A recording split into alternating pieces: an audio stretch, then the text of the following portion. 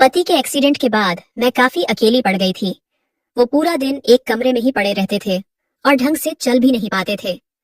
ऐसे में मेरी जिंदगी एक वीरान रेगिस्तान बन चुकी थी, जहां सदियों से बारिश नहीं हुई थी।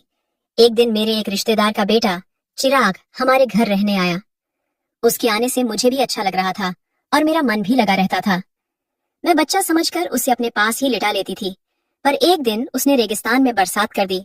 और हेलो दोस्तों, आज की इस रोमांचक कहानी में आप सबका स्वागत है।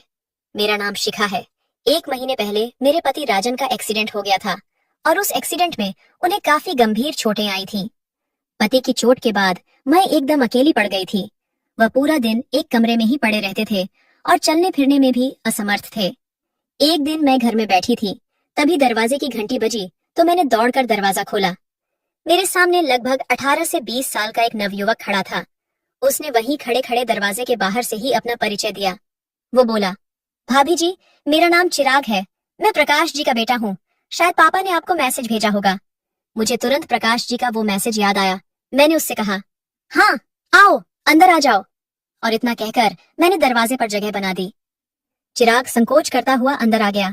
वो बोला, भाभी जी, मैं आज ही यहाँ आया हूँ। आपको तकरीबन 8 साल पहले देखा था, तब मैं स्कूल में पढ़ रहा था। आपकी शादी का कार्ड हमारे घर आया था, तब मेरे हाई स्कूल के एग्जाम थे, इसलिए आपके विवाह में शामिल नहीं हो पाया था। मैं यहाँ कॉलेज की पढ़ाई के लिए आया हूँ और ये लीजिए, पापा ने यह सामान आपके लिए भेजा है। और इतना कहकर उसने मुझे एक बैग पकड़ा दिया। बैग से बगीचे के ताजा फलों, सब्जियों और अचार वगैरह की बड़ी ही अच्छी खुशबू आ रही थी। मैंने खूब खुशी से आभार जताकर बैग ले लिया और उसको चाय नाश्ता वगैरह दिया। इसी बीच मैंने जोर देकर उससे कहा, तुम यहीं पर रहो। मैं तुम्हारे पापा को कह चुकी हूँ कि तुम्हें सब कुछ तैयार मिल जाएगा, तुम बस अपनी पढ़ाई लिखाई पर ध्यान देना। चिराग यह सुनकर बस एक बार में ही मान गया, मानो इसी बात को सुनने के लिए बेचैन था। वह उठा और जल्दी से अपना सारा सामान जो उसने बाहर रखा था झट से अंदर ले आया। उस पूरा दिन चिराग बस अपना कमरा ठीक करता रहा। कुछ ही देर बाद वह यहाँ अपनापन महसूस करने लगा था, मगर उसका दिल यहाँ इतनी जल्दी लग जाएगा ये मैंने सोचा ही नहीं था। अगले दिन चिराग को मैंने अपने पति राजन से मिलवाया। चिराग ये सोचकर हैरान रह गया कि कमाल है, कल दोपहर से रात तक इनकी कोई आवाज तक सुनाई नहीं दी। इस घर में भाभी के अलावा कोई और इंसान भी रहता है, ये मुझे महसूस तक नहीं हुआ। मैंने चिराग की सोच में सावधान डालते हुए कहा, दरअसल बात यह है कि इनका एक गंभीर एक्सीडेंट हुआ था और तब से ये बेड पर ही पड़े रहते हैं। ये दिन भर तो सोते रहते हैं और रात भर जागते रहते हैं, मगर कल शायद ज्यादा दवाइयों की वजह से वो दिन भर और रात भर सोते ही रहे। दिन कुछ ऐसे ही गुजर रहे थे। मैं चिराग के आने से बहुत खुश थी। दो लोगों के इस सुनसान घर में कुछ रौनक सी आ गई थी। चिराग स्वभाव का काफी अच्छा था और मेरा बहुत ख्याल रखने लगा था। एक रोज की बात है कि मैं किचन में काम कर रही थी और गाने गुनगुना रही थी। तभी चिराग रसोई में आकर मेरा हाथ बटाने लगा। मैं हंसकर बोली, चिराग, तुम अभी बच्चे हो, तुम्हारा काम है पढ़ना और सिर्फ पढ़ना, तुम ये सब काम मत करो। जवाब में उसने कहा, हाँ भाभी, पढ़ना तो मेरा काम जरूर है, मगर मैं इतना भी बच्चा नहीं हूँ, मैं पूरे 20 साल का हूँ। मैंने आश्चर्य से चिराग की ओर देखा तो वो बोला, हाँ भाभी, मैं अब कॉलेज में पढ़ता हूँ, अब मैं बच्चा नहीं रह गया। ये सुनकर मैं बिल्कुल चुप हो गई। एक दिन बातों ही बातों में चिराग मुझसे मेरे पति राजन के बारे में पूछने लगा कि उनको क्या हो गया था, ये एक्सीडेंट कब और कैसे हुआ था। मैंने उदास होकर कहा, पहले वे बिल्कुल फिट थे और हमारा सारा कारोबार वो अकेले ही देख रहे थे। सब अच्छा चल रहा था और हम हंसी खुशी एक साथ रह रहे थे। फिर एक दिन कुछ ऐसा हुआ कि जब वो कारखाने से वापस घर लौट रहे थे तो रास्ते में उनका एक्सीडेंट हो गया। उस एक्सीडेंट के बाद से हमारी जिंदगी और घर के हालात दोनों ही बदल गए।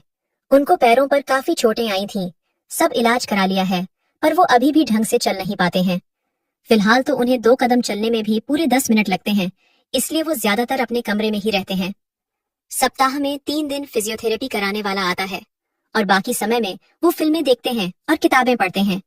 डॉक्टर ने कहा है कि समय लगेगा, पर वो धीरे धीरे ठीक हो जाएंगे और आराम से चलने लगेंगे। चिराग ने यह सुनकर उनकी तरफ देखा। वह जानता था कि हमारी शादी को मुश्किल से 5 साल ही हुए होंगे। वो बोला, भाभी जी, आपकी शादी को तकरीबन 5 साल ही हुए हैं ना? मैं बोली, हाँ, 5 साल हो गए हैं। वो बोला, मुझे भी याद है भाभी, उस समय मेरे 10वीं के पेपर चल रहे थे और इसीलिए मैं आपसे मिल भी नहीं पाया था। मैं शायद 6वीं में पढ़ता था, तब मैंने एक बार आपको देखा था। आप पापा के पास कुछ किताबें लेकर आई थी। मैंने कहा, हाँ हाँ। तब तुम्हारे पापा मेरे गणित के शिक्षक थे और मैं उनको किताबें लौटाने आई थी, क्योंकि इसके बाद मैं दूसरे स्कूल में जाने लगी थी। दिन गुजरते रहे और चिराग को हमारे यहाँ रहते 4 महीने हो गए थे। चिराग लड़कपन के ऊबर खाबड़ रास्ते पर ही चल रहा था, लेकिन वो यह साफ समझ गया था कि हम दोनों पति पत्नी की खामोश जिंदगी में फिजियोथेरेपिस्ट के अलावा वही है जो थोड़ा बहुत संगीत की सुर, लय और ताल पैदा कर रहा था। चिराग मुझसे नस्कीदियां बढ़ाने की लगातार कोशिश कर रहा था और मुझे भी इतने दिनों से कोई सुख नहीं मिला था, तो मैं भी उसकी तरफ खींची चली जा रही थी। हम दोनों काम से फ्री होने के बाद काफी समय एक दूसरे के साथ बिताया करते थे, साथ बैठ के खाना खाया करते थे और धीरे धीरे करीब भी होते जा रहे थे। मैं अब उससे प्यार करने लगी थी और मुझे पता था कि वो भी मुझसे प्यार करने लगा है, क्योंकि अब हमारे बीच का रिश्ता परवान चढ़ता जा रहा था। दिन गुजरते जा रहे थे और हमारे बीच की दूरियां घटती जा रही थीं। अब मुझे चिराग का स्पर्श अच्छा लगने लगा था। वो मजाक मजाक में मुझे इधर उधर छू लेता था। वो शायद ये चेक करता था कि भाभी कैसे रिएक्ट करेंगी। कभी कभी अपने पति के बारे में सोचकर मैं काफी उदास हो जाती थी और मेरे आंखें नम हो जाती थीं। ऐसे में चिराग ही मुझे संभालता था और मुझे गले लगा लेता था। हम दोनों अब साथ ही लेटने लग गए थे और एक दूसरे में गुम हो चुके थे। एक रोज की बात है, चिराग आज बिल्कुल ही फुर्सत में था, इसलिए वह गीत गुनगुनाता हुआ रसोई में आया और झट से मेरी दोनों आंखें बंद करके मेरे कानों में अपना मुंह लगाकर बोला, शिखा भाभी, आज मैं आपका सारा काम कर दूंगा। आप इधर आओ और आराम से बैठो। वो हौले हौले मेरे मुलायम, धुले, गीले और खुशबूदार बालों को लगभग सूंघता हुआ मुझको एक कुर्सी पर बैठाने लगा। मैं भी अब मस्ती में आ गई थी। मैं कुर्सी से उठ गई और उसको कुर्सी पर बैठाकर खुद उसकी गोद में आसीन हो गई। हम दोनों कुछ पल ऐसे ही रहे, ना हिले डुले और ना ही कुछ बोले, बस चुपचाप एक दूसरे को महसूस करते रहे।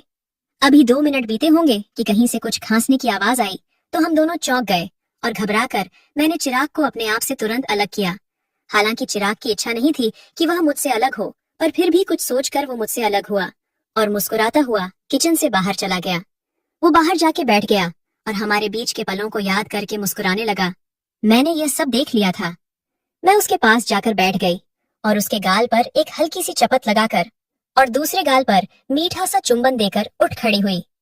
उस पर चिराग बोला कि भाभी, दूसरे गाल से इतनी नाइंसाफी क्यों? वह अपनी जगह से खड़ा हो गया और मेरे बगल में आकर काम करने लगा। वो बार बार मुझे छू रहा था। मेरे बदन में तो जैसे बिजली दौड़ रही थी। मैं उसके स्पर्श से कितनी प्रफुल्ल थी, ये बस मैं और मेरा प्यासा मन ही जानता था। मैं तो ऐसे अद्भुत अनुभव को तरस ही गई थी, मगर उस सुबह चिराग ने मेरा सारा अधूरापन दूर कर दिया था। कई महीनों बाद आज रेगिस्तान में बरसात हुई थी और जम के हुई थी। हम दोनों मुरझाने के बाद बेड पर ही पड़े हुए थे, तभी खांसने की आवाज दोबारा आने लगी। मैं एक कप चाय लेकर चिराग को प्यार से देखती हुई उस कमरे से निकली और पति के कमरे तक पहुंच गई। चिराग भी कपड़े पहनकर बाहर आया और अपना नाश्ता बनाने लगा। मैं वहीं अपने पति के पास बैठ गई और उनकी तबीयत के बारे में पूछने लगी। जब मैं काफी देर बाद भी पति के कमरे से बाहर नहीं आई, तो चिराग फिर से तड़पने लग गया। उसने जानबूझकर किचन में बर्तन गिराने शुरू कर दिए, मगर मैं उसके इस इशारे को सुनकर भी उसके पास नहीं गई। मैं अपने पति की दोनों हथेलियों को सहला रही थी, पर मुझे ऐसा लग रहा था कि मैं चिराग की हथेलियों को सहला रही हूँ।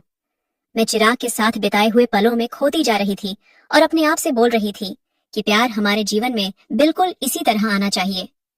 किसी उन्मुख झरने की तरह मेरे भीतर गुदगुदाहट सी छा रही थी, लेकिन मैं इस बात से बिल्कुल ही बेखबर थी कि मेरे पति को मेरा यह बर्ताव बेहद अजीब लग रहा था। वो भी ये महसूस कर रहे थे कि मैं अचानक से बहुत ही खुश रहने लगी हूँ। मैं उनके साथ भी नहीं लेटती थी, और अगर लेटती भी तो उनकी तरफ पीठ करके लेटती थी। मैं नई नवेली दुल्हन सी बन चुकी थी और मेरे तेवर और मेरे अंदाज मेरे पति को हैरान कर रहे थे। चिराग भी, जो शुरू शुरू में उनसे कभी कभार 1 सेकंड के लिए ही मिलता था, वो अब कंधे भी दबा रहा था और चाय भी पिला रहा था। एक दिन रसोई में मैं चाय बना रही थी, तभी चिराग ने आकर मुझको पीछे से अपनी बाहों में भर लिया और मुझको चूमने लगा। मैं भी उससे लिपट गई और हम दोनों एक दूसरे में खो गए। तभी खट की आवाज आई। इस आवाज से चिराग चौंक गया। हम दोनों एक दूसरे से अलग हुए और हंसने लगे। चिराग के प्यार को पाकर मैं बहुत खुश थी। पहले जो मुझे अपनी जिंदगी एक बोझ सी लगती थी, आज वही जिंदगी मुझको फूल सी, बादलों सी और रुई के फाहे सी लग रही थी। मैं चिराग के यहाँ आने को कुदरत के किसी करिश्मे की तरह मान चुकी थी। चिराग को यहाँ आए 1 साल पूरा होने जा रहा था और मैं उससे मिलकर निखर सी गई थी। अब हमारा पूरा जीवन मस्ती से सराबोर हो चुका था। कमेंट करके जरूर बताइएगा कि आपको ये कहानी कैसी लगी। अगर आपको ये कहानी पसंद आई हो तो इसे लाइक करें और अपने दोस्तों के साथ भी शेयर करें। आगे भी ऐसी रोमांचक कहानियों के लिए हमारे चैनल को सब्सक्राइब करें और बेल आइकन दबाना ना भूलें।